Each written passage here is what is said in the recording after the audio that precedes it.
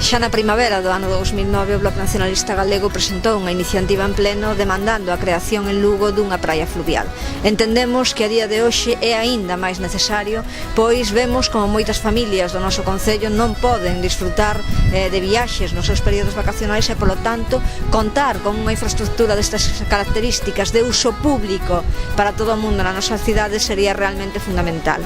Estamos onde a Deputación de Lugo tiña un proxecto para instalar esa praia fluvial, crear unha serie de pantaláns para poder acceder ao río tanto persoas adultas como nenos. É un lugar realmente privilexiado, emblemático do concello, onde non se está facendo todo o uso del que se podería facer. O Bloque Nacionalista Galego considera